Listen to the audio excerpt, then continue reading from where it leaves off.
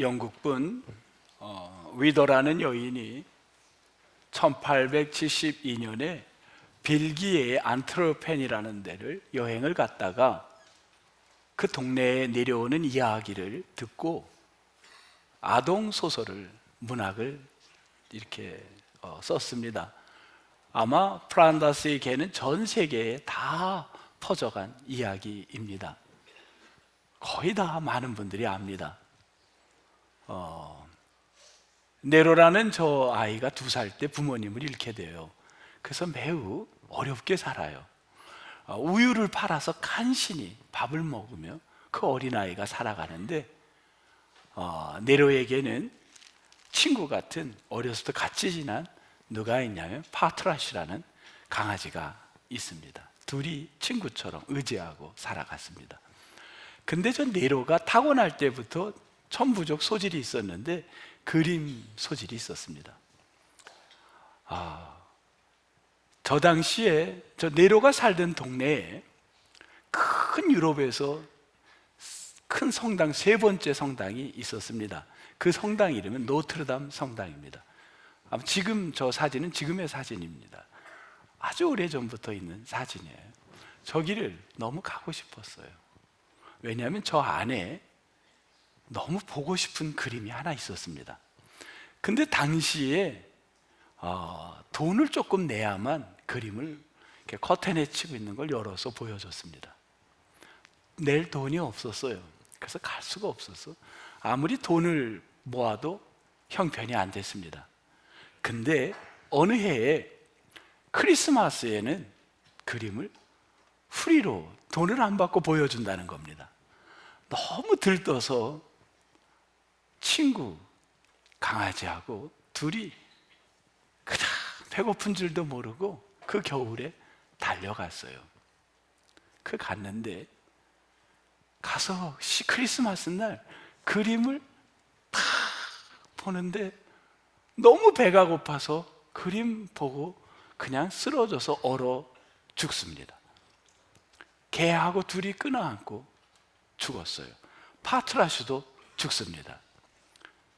이 이야기가 우리 플란다스의 개라는 이 동화 이야기입니다. 저는 이 플란다스의 개에서 이 파트라슈하고 네로가 그렇게 보고 싶었던 그림이 어떤 그림이었을까를 여러분에게 돈 안 받고 보여드리려고 합니다. 돈 안 받겠습니다. 이 그림은 1611년에 벨기에의 유명한 작가입니다. 저는 이분의 이야기를 종종 설교 때 많이 하고 있습니다.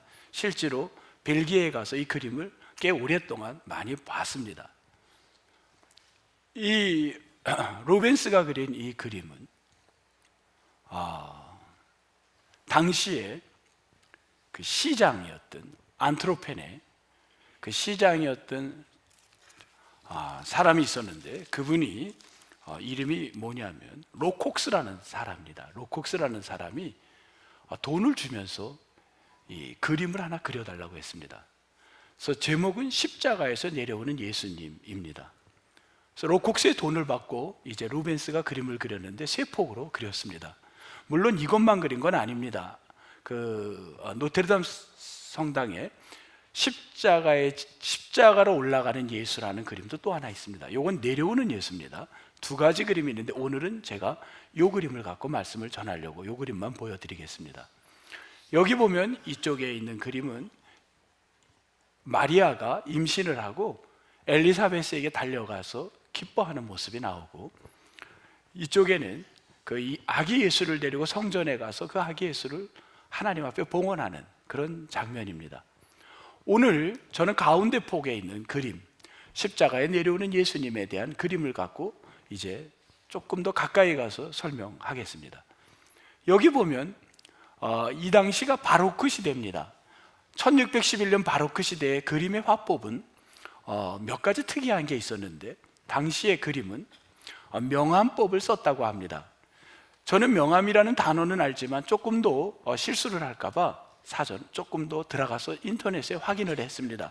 그랬더니 명암이 이 그림에 있어서 지금 주변을 어둡게 해놓고 가운데를 밝게 하면서 이 밝은 색이 점점 퍼져가는 느낌을 이렇게 표현했다는 거예요. 그러니까 예수 그리스도의 그 시신에로부터 빛이 점점 옆으로 퍼져가는 거, 이거를 명암법이라고 한답니다. 그래서 그러고 보니까 굉장히 기가 막히더라고요. 그리고 저는 특이한 루벤스의 그림이 가끔 보면 이렇게 그림을 딱 이렇게 넣은 게 아니라 약간 어떻게 됐나요? 이렇게 좀 비스듬하지 않나요? 그것도 묘하지 않아요? 이렇게 묘하게 약간 이렇게 옆으로 놓은 것도 참 기가 막혀요. 그런데 인물들에게 있어서 이분이 이 작가 루벤스가 그림만 그린 사람이 아닌 것 같아요. 왜냐하면 저 피부 스킨을 갖다가 표현이 기가 막힌 표현을 하는데, 사람이 예수님이 당시에 이쪽이 숨이 막혀서 이게 창에 찔리면서 거기 숨이 이게 막히면서 결국은 죽는데, 그 죽어갈 때 사람이 숨이 막혀서 죽을 때 그때 나타난 현상이 그 스킨에 그 피멍 같은 게 이렇게 막 이렇게 드는 거예요. 그거를 어쩌면 그림만 그렸 사람이라면 저렇게 안 될 겁니다. 사람 신체에 대한 거를 기가 막히게 연구를 했어요. 그래서 예수님의, 지금 여기에는 좀 여러분이 잘 보일지 모르겠는데 나중에 인터넷 같은 데 보시면 그 그림 피부가, 스킨이 아주 기가 막혀요. 돈 안 내고 보는 거니까 이 정도 해도 우리 감사해야 되는 거예요. 그래서 그 푸르스름한 게 이렇게 피멍이 드는 게 나왔어요. 그런 표현들. 그리고 또 하나는, 여기 지금 등장한 인물들이 성경에 예수님이 돌아가시고 나서 십자가에 달렸을 때 군인들이 두려워 저 주변에 못 옵니다. 왜냐하면 예수님의 시신에게 같이 한다는 건 자기 직업을 이룰 수 있고 목숨을 내어놓는 일이에요. 그런 상황에서 저 옆에다가 같이 있었다, 그런 인물, 같이 있었던 인물을 루벤스가 다 한 자리에 모으게 한 겁니다. 절대로 같이 있지 않았어요, 성경에. 근데 다 모아놓은 거예요. 자, 첫 번째 누가 등장하냐면, 여러분 모자가 붉은색 모자를 쓰고 있는 이쪽에 있는 저분이 누구냐면 예수님에게 자기 무덤을 이렇게 내어줘요. 당시 2000년 전에는 무덤이 약자들에게는 부의 상징이에요. 무덤이 없었어요, 당시에. 그래서 돈을 주고 무덤을 사기 때문에 부와 빈의 차이가 무덤이 있느냐 없느냐였습니다. 근데 그 무덤을 자기 무덤을 내어줬다는 건 자기 목숨을 내어놓은 거예요. 어떻게 너 예수에게 무덤을 줬냐? 이거 로마가 가만두겠습니까? 그게 누구냐면 아리마대 요셉입니다. 저분을 그려놨고, 그 다음에 그 밑에 얼굴이 다 죽어가는 한 여인이 있습니다. 완전히 사색이 다 됐어요. 자기 자식이 죽는 거예요. 누구죠? 마리아입니다. 마리아. 그 마리아 얼굴하고 똑같이 그렸어요. 그 밑에 아주 똑같은데 머리 색깔하고 피부 색을 약간 다르게 했어요. 그게 누구냐? 마리아 동생, 누구냐면 살로메, 이모입니다. 예수님 이모. 이렇게 표현을 한 거예요. 자매의 얼굴을 표현한 거예요. 그 다음에 그 앞에 있는 여인은 누구냐면 예수님에게 향유를 부었던 여인, 막달라 마리아였습니다. 붉은색 망토를 입은 사람은 누구를 한 거냐면요, 예수님이 내 어머니다. 누구에게 얘기했죠? 요한에게 얘기를 했어요. 요한에게 네 어머니시다. 이제 사도 요한에게 너가 모셔라, 부탁한다 했어요. 가장 장수했습니다. 이 요한을 저기다 지금 다 모아놓은 거예요. 성경의 인물들을 다 예수님의 그 십자가 앞에. 그 다음에 사다리에서 내려오고 있는 사람이 있습니다. 그가 누구냐면 관원이었어요. 니고데모입니다. 니고데모. 한 자리에 다 불러 모았어요. 근데 이제 성경이 더 이상 없는데 두 사람이 지금 누군지는 몰라도 저기에 있는 겁니다. 저들이 누굴까? 누굴 것 같아요? 여러분 상상력을 동원해 보세요. 한번 누굴 것 같으세요? 우리 신부 되시는 분 누굴 것 같아요? 네. 잘 모르겠어요. 그래서 저도 자료를 찾아봤어요. 그랬더니만 잘 모른답니다. 자료에도 잘 모르는데 안 나온대요. 근데 어떤 자료에 보니까 이렇게 쓴 자료가 있어서 여러분에게 소개하겠습니다. 아까 안트로펜의 시장, 그분이 루벤스에게 그림을 그려달라고 했던 사람 누구였나요? 누구였죠? 저도 이분 이름이 잘 외워지지가 않는데 여러분도 비슷하네요. 로코스라는 사람입니다. 로코스. 이 로콕스인데 이 사람이 아마도 작가 루벤스가 이 사람의 얼굴을 그려주지 않았을까. 저는 돈만 있다면 정말 예수님의 그 십자가 지는 저 장면에 내 얼굴이 들어간다면 여한이 없을 것 같습니다. 그렇지 않아요? 얼마나 기쁘겠어요. 그 로콕스의 얼굴을 그렸을 거라고 추측을 합니다. 그럼 한 사람은 둘 중에 하나는 로콕스라고 친다면 한 명은 누구입니까? 그거는 아무리 찾아도 안 나와요. 근데 저는 그 한 사람은 누구냐면 우리 이제 몇 개월 후에 결혼하는 자매님을 포함한 여러분들의 얼굴이 저 안에 들어가기를 축복합니다. 여러분의 얼굴이 예수님의 십자가 옆에 이렇게 위치해 있으면 참 좋겠습니다. 자, 이 그림을 보면서 저는 요즘은 작가의 의도도 중요하지만 저 그림을 바라보는 사람들의 그들의 의도도 그들이 생각하는 내용도 중요한 시대가 됐습니다. 저는 이 그림을 설교를 준비하면서 보면서 혼자 설교 원고에다가 이렇게 제목을 정했습니다. 고난 속에 예수님과 함께하는 삶. 고난 속에서 예수님과 함께하는 삶. 그냥 혼자 이렇게 한번 정해봤습니다. 고난 속에서 예수님과 함께하는 삶. 그러고 나서는 이 설교에 어느 본문이 좋을까를 저는 생각하는데 이 설교 본문은 저는 이미 정해져 있었습니다. 전도서를 5장, 6장을 설교를 하고 이제 7장에 오는데 고난 속에 예수님과 함께하는 삶에 적절한 본문을 찾아야 됐습니다. 그러니까 이미 테마가 있고 설교 본문을 찾는 상황이었습니다. 그때 저에게 들어온 한 구절은 너무나도 기가 막혔습니다. 그 구절이 14절이었습니다. 여러분 한번 14절을 보십시오. 딱 한 절만 오늘은 주제로 성경 본문을 정했습니다. 14절에 본문 14절을 이렇게 정하게 된 거는 저는 두 단어 때문입니다. 여러분도 펜이 있으면 이렇게 서클을 하셔도 원을 그려놔도 좋아요. 형통이라는 단어와 공고라는 단어가 들어왔습니다. 형통, 공고. 형통과 공고라는 이 단어가 저는 이 그림과 너무나도 연결이 되었습니다. 그런데 여러분들은 좀 이해가 안 된다 할 수 있습니다. 왜냐하면 공고는 고난입니다. 공고라는 뜻은 고난은 이해가 되는데 형통의 뜻은 뭡니까? 행복한 삶, 좋은 삶 아닙니까? 그럼 공고와 형통은 반대가 되는 거야. 대조가 되는 거야. 그러면 이 그림에서는 행복이 없었어요. 고난 속에 예수님과 함께하는 삶이지 고난 속에서 행복한 삶이 그림의 주제가 아닙니다. 그렇다면 형통은 안 맞지 않습니까? 라는 질문이 나올 거예요. 근데 제가 형통이 이 주제하고 왜 맞았다고 봤냐면 그 부분을 설명해야겠습니다. 여러분, 국어사전의 형통은 행복이라는 단어입니다. 그런데 성경 66권에서는 형통은 행복으로 쓰여지지 않고 있습니다. 여러분이 갖고 있는 바이블에서는 형통이 절대로 그렇게 나오지 않습니다. 형통은 전제 조건이 꼭 나옵니다.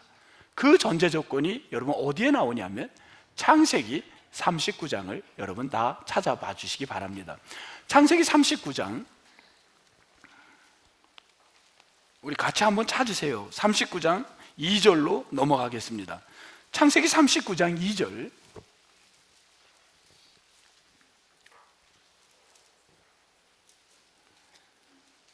찾으셨으면 우리 같이 읽어보겠습니다. 시작.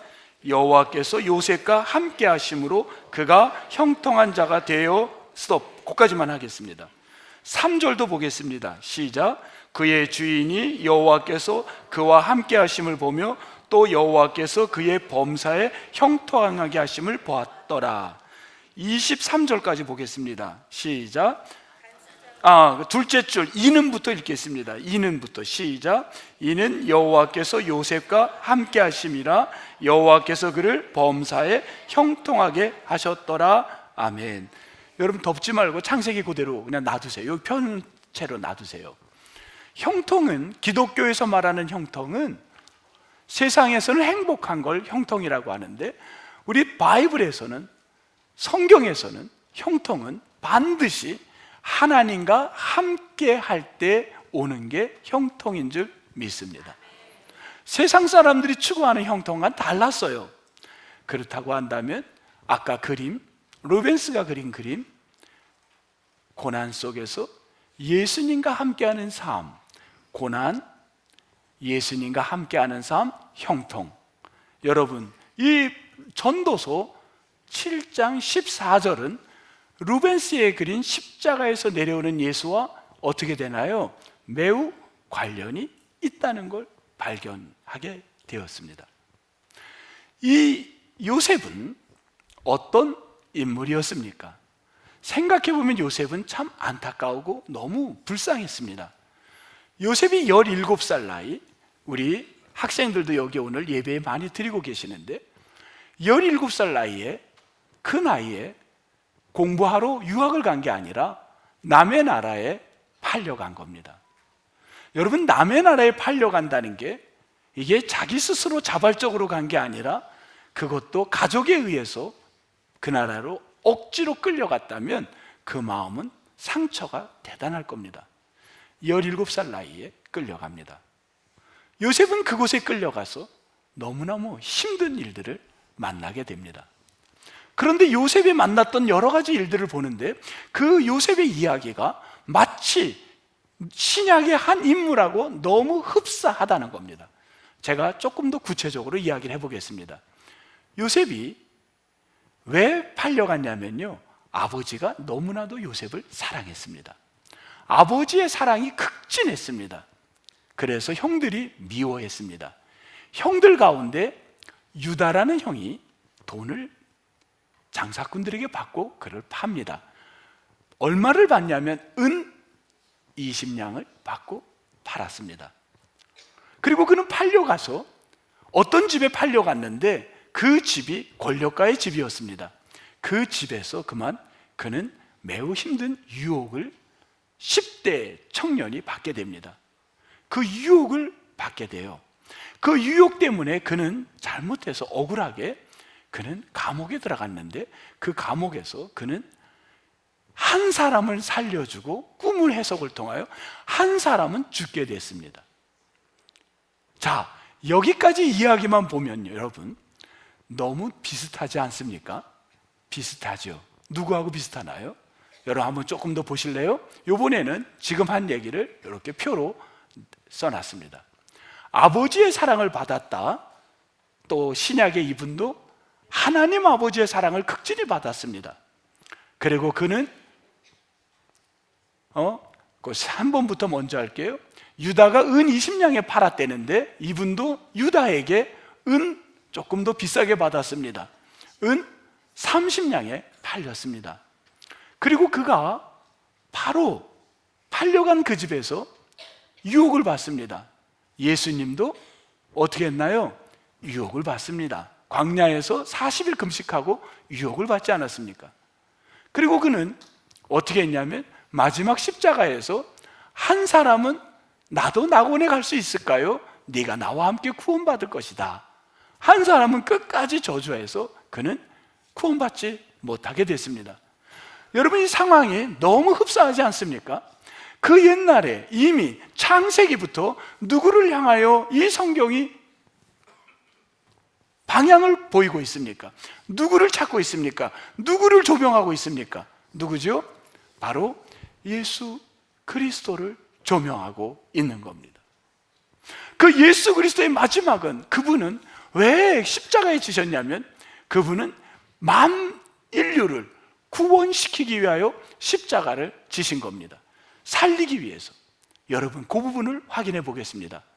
우리 창세기 지금 펴 있는데 41장을 펴 주시기 바랍니다. 창세기 41장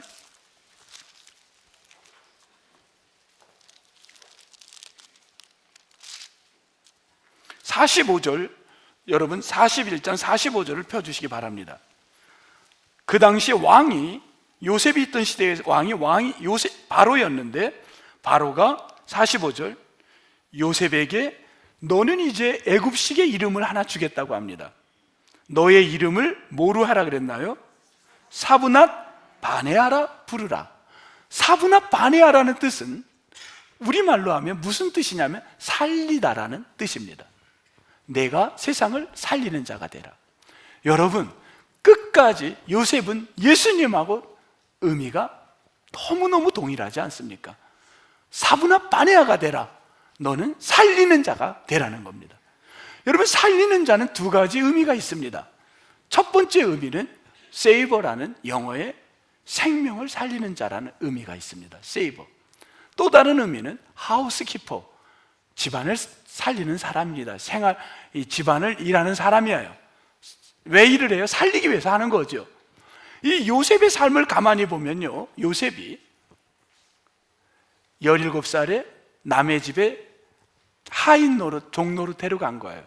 근데 억울하잖아요. 너무 억울하지 않아요? 17살 때 은 20에 팔려서 갔으니. 근데 그 집에서 억울하다 그래요? 성경이 어디에도 억울하다는 얘기가 안 나와요. 요셉은 그 집에서 뭐를 했나요? 그 집을 잘 보살핍니다. 그 집을 잘 도와줍니다. 하우스키퍼가 된 거예요. 그 집을 살려준 거예요. 그리고 그는 진짜 억울한 일을 만나고 어디로 가냐면 감옥에 갑니다. 그리고 감옥에서 그는 30살에 나와서 한 나라의 재상이 됩니다. 거기서 그는, 여러분, 뭐를 하나요? 그 나라에 흉년이 들 거를 알았습니다. 그래서 그는 흉년을 준비합니다. 한 나라에 뭐가 됐나요? 하우스키퍼가 됩니다. 총리가 되는 거예요. 그래서 그 나라를 살렸습니다. 그 남의 나라만 살린 게 아니라, 애굽만 살린 게 아니라, 그 요셉은 자기 동족이 흉년이 들어, 기근이 들어, 애굽은 먹고 살만하다는데 한 지도자가 나와서 잘 살게 했다는데 우리도 먹을 거를 구하러 그 땅에 가자 해가지고 그 땅에 옵니다. 상상도 못했죠. 자기들이 팔아버린 그 사람이 거기서 있을 건 상상도 못하고 갑니다. 그런데 그 요셉이 구걸을 하러 온 자기 동족, 그 형제들을 보고 어떻게 하나요? 그들에게 먹을 거를 내어줍니다. 그래서 이스라엘 백성들도 어찌 보면 그 땅에 와서 살 수 있도록 길을 열어줍니다. 자기 민족도 어떻게 했나요? 하우스키퍼가 되었는 줄 믿습니다. 요셉은 이 땅에 하우스키퍼로 살았는지 몰라도 예수 그리스도는 요셉과 연결하면서 어떤 인생의 가치 있는 인생을 보여줬냐면 하우스키퍼를 뛰어넘어 세이버가 되라, 생명을 살리는 자가 되라는 게 예수 그리스도가 우리에게 보여준 말씀인 줄 믿습니다. 우리는 오늘 그 예수님을 이 종려 주일 고난주간 시작하는 이 마당에 이 주님을 지금 보러 온 겁니다. 피 흘리신 그 주님을 우리가 조금 그냥 상상력을 동원해서 이렇게 표현을 한 겁니다. 우리를 위하여 세이버가 되신 주님, 우리의 하우스키퍼를 뛰어넘어 생명을 살리러 오신 주님을 우리는 오늘 만나러 왔는 줄 믿습니다. 성도 여러분, 참 우리가 오늘 이곳에서 이제 우리가 생각을 해보십시오. 여러분, 참 살다 보면 어려운 일이 없는 사람이 어디 있습니까? 오늘도 너무 마음 아픈 일이 너무 많아요. 여러분이 우리 얼마 전에 기도해서 건강 얻었던 8살짜리 윤희가 지난 월요일부터 주일날 예배도 잘 드렸습니다. 그리고 월요일부터 오늘 아침에 일부 오기 전에 그 아버지 집사님하고 통화를 했는데 아직까지 중환자실에 있습니다. 월요일부터 몸의 온도가 41도가 아이가 떨어지지 않고 있어요. 무슨 악기 소리가 나오는 것 같아요. 네.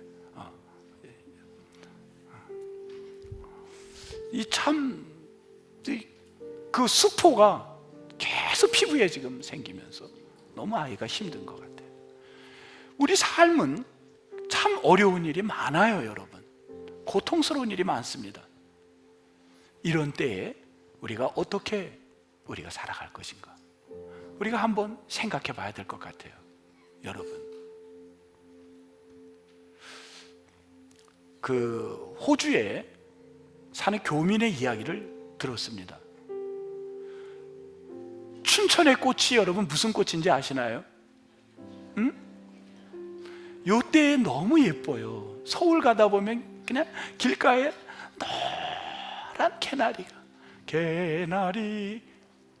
꽃이 피는 너무 예쁜 꽃이 피어 있어요. 이 개나리 꽃을 호주에 어떻게 갖고 갔나 봐요. 섬나라는요 씨나 이런 걸 농산물 못 갖고 가게 하는데 이분이 어떻게 허락을 받고 갖고 갔습니다. 거기 너무 날씨가 좋고 땅이 좋고 기름지니까 그걸 심었어요. 근데 진짜 그 개나리가 가지가 쭉쭉 뻗으니까 너무 신났어요. 이분이. 야, 이렇게 예쁜 이런 예쁜 개나리를 이제 이 호주 땅에다 내가 보급하리라. 그리고 막 쫙쫙 뻗어가요.